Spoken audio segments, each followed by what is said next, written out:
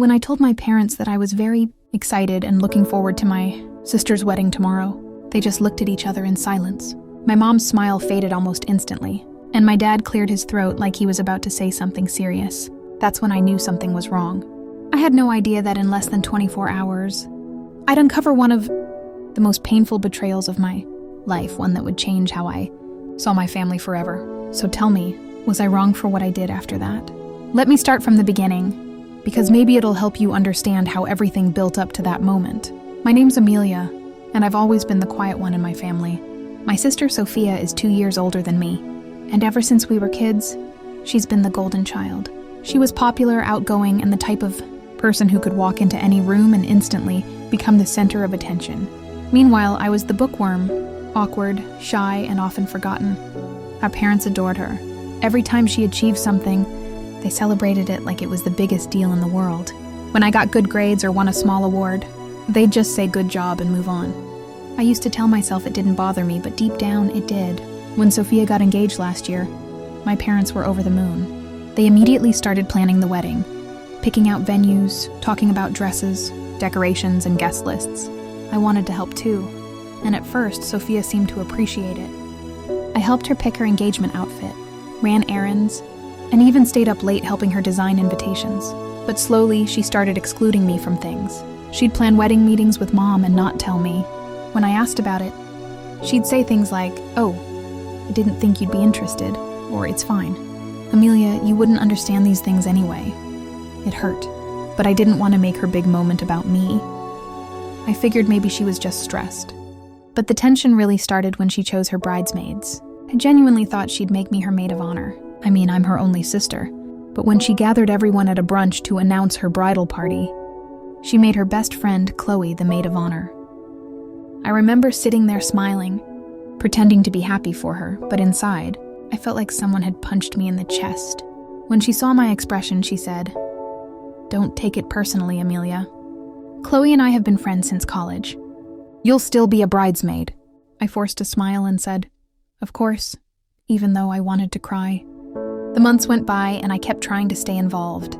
I helped with decorations, and even though Sophia barely acknowledged my efforts, I kept telling myself it was okay. It was her wedding, her day. But deep down, I could feel the resentment growing. It wasn't just about the wedding. It was about years of being overlooked, years of feeling invisible while she got all the attention. Then, a week before the wedding, I noticed something strange. My parents were acting distant around me. They'd stop talking whenever I entered the room. My mom would whisper to Sophia on the phone and hang up when I walked in. I brushed it off as wedding stress, but it made me uneasy. Still, I kept trying to be positive. I bought a beautiful dress for the occasion, had my hair appointment booked, and told everyone how excited I was. That's why the moment I told my parents I was looking forward to the wedding tomorrow and saw their reaction, it hit me like a ton of bricks. Something wasn't right. "Amelia," my dad said quietly, "about the wedding tomorrow. There's something we need to tell you." I frowned. "What is it?"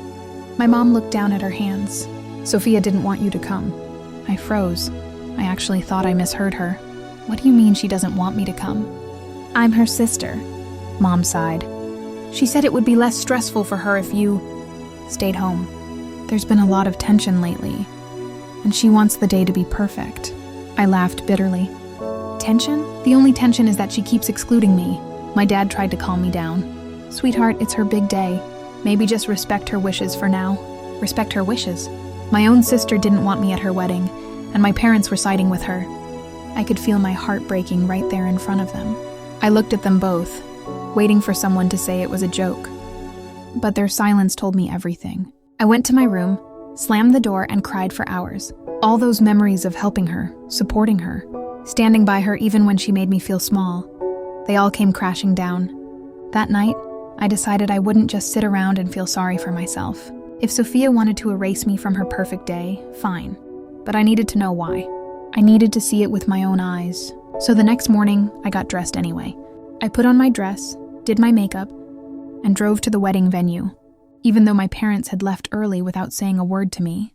When I arrived, I stayed back, hidden behind a group of guests who were entering. I saw Sophia in her white gown, smiling like nothing had happened. She looked beautiful, but all I could feel was pain. I spotted Chloe by her side, adjusting her veil and laughing. That was supposed to be me. I wanted to leave, but something inside me wouldn't let me. Then I overheard something that made my blood run cold. Sophia was talking to one of her bridesmaids. "Honestly, I'm glad Amelia didn't show up," she said, laughing. She would have made everything awkward. Plus, I didn't want her sulking in the corner ruining my photos. The bridesmaid giggled, and Sophia continued. "She's always been jealous of me anyway." I didn't want that energy today. I felt my hands trembling. Jealous? After everything I'd done for her? After all the times I supported her? That was the final straw. I walked straight into the room, my heels clicking on the marble floor. The whole room went silent as I appeared in the doorway. Sophia's smile dropped instantly. "Amelia, what are you doing here?" she asked, her voice sharp. "I came to congratulate you," I said, forcing a smile. "But I just heard what you said about me. Funny, because all I've ever done is try to be a good sister to you." She looked around nervously as guests started whispering. "This isn't the time or place." "No, it's the perfect time," I cut her off. "You didn't even have the decency to tell me I wasn't invited. You had Mom and Dad do it for you, and you think I'm the one who's jealous? You've been treating me like I don't exist my entire life. But don't worry, Sophia. I finally get it. You can have your perfect day without me." And with that, I turned around and walked out. I could hear the murmurs behind me, and for once I didn't care. I drove home, tears streaming down my face, but strangely I also felt free. For the first time, I wasn't pretending anymore. I wasn't trying to earn love or approval that was never going to come. Later that night, my parents came home, furious. My dad shouted, "How could you embarrass your sister like that? You ruined her wedding." I stood up calmly and said no. She ruined it herself when she decided her sister wasn't good enough to be there. Mom tried to guilt trip me. "You should have just respected her wishes." I looked at her and said, "And who respected mine?" After that, I moved out. I found a small apartment across town and started focusing on my own life. For months, none of them reached out to me. I saw photos of the wedding on social media. Sophia beaming next to her new husband. My parents smiling proudly. There was no trace of me, like I'd never existed. It hurt, but it also reminded me that maybe I didn't need people who only loved me when it was convenient. About 6 months later, I got a call from Sophia out of the blue. I hesitated before answering, but curiosity got the better of me. She sounded nervous. "Hey, Amelia," she started. "I just wanted to say, I'm sorry. I shouldn't have treated you like that." I didn't say anything. I just listened. She sighed. "Things didn't work out with Mark. We're getting divorced. Turns out he was cheating on me with one of my bridesmaids. For a moment, I didn't know how to feel. Part of me felt sorry for her, but another part of me couldn't ignore the irony. The same people she had chosen over me had betrayed her. "I'm sorry that happened to you," I said quietly. She sniffled. "I just wanted to say I miss you. I wish you'd been there for me." I took a deep breath. "Sophia, I was always there for you. You just never saw it." We ended the call on a bittersweet note. Since then, she's tried to reach out more. We're not close, but we're civil. As for my parents, our relationship never fully recovered. They still defend her actions, saying she was under pressure, as if that excuses everything. But I've learned to stop chasing their approval, so that's what happened. I told my parents I was excited for my sister's wedding, and instead, I got told I wasn't welcome. I lost a family that day, but I found myself, and honestly, that's worth more than any wedding invitation. So now I want to ask you, what would you have done in my place? Would you have stayed home quietly like they wanted? Or would you have walked in and faced them like I did?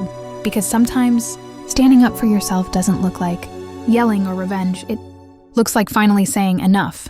If you were on my side, hit that like button and let me know in the comments what you think. Don't forget to subscribe for more stories like this, because trust me, I've got plenty more where that came from. Thanks for listening, and I'll see you all in the next story.